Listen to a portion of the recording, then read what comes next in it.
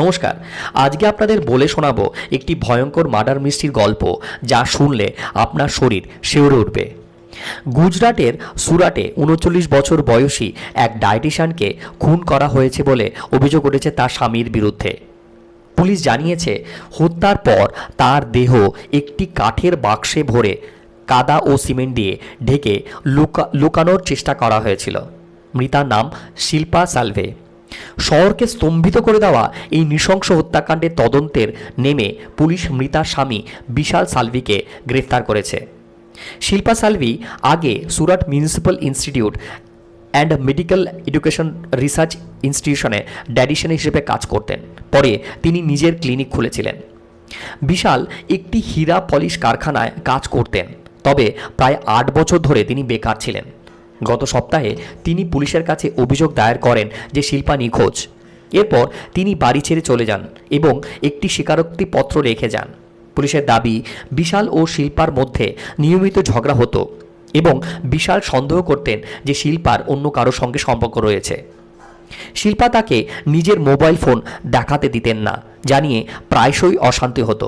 দম্পতির ১৩ এবং ৮ বছর বয়সী ২ ছেলে রয়েছে। পুলিশের মতে, চিঠিতে বিশাল লিখেছেন, বিয়ের পর কয়েক বছর আমাদের সম্পর্ক ভালোই ছিল। পরে আমার স্ত্রীর আচরণে পরিবর্তন আসে এবং আমাদের সম্পর্ক খারাপ হয়ে যায়। প্রায় ঝগড়া হতো এবং নিয়মিত অশান্তিতে অতিষ্ঠ হয়ে আর সহ্য করতে না পেরে এই অপরাধ করেছি। এতে অন্য কেউ জড়িত নয় বা দায়ী নয়। বিশালের মতে, আমি ২০ এপ্রিল এই অপরাধ করি এবং আমাদের পৈতৃক বাড়িতে তার দেহ লুকিয়ে রাখি। শিল্পার বাবা প্রদীপ কস্তারের অভিযোগের ভিত্তিতে পুলিশ বিশালের বিরুদ্ধে খুনের মামলা দায়ের করেছে। কস্তা পুলিশকে জানিয়েছেন, শিল্পা ও বিশালের বিয়ে হয়েছিল ২০১০ সালে।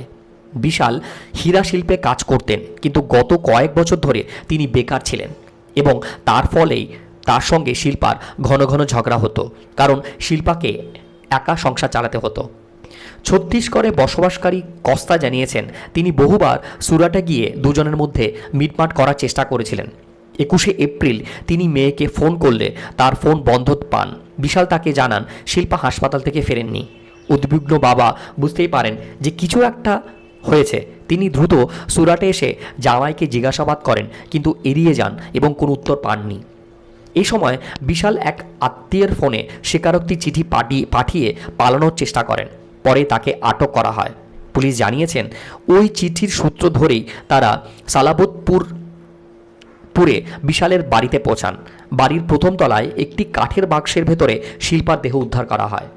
পুলিশ সংবাদ মাধ্যমকে জানিয়েছেন, মৃতদেহটি ৪.৫ বর্গফুটের একটি কাঠের বাক্সে কাদা এবং সিমেন্টের মিশ্রণে ঢেকে রাখা হয়েছিল।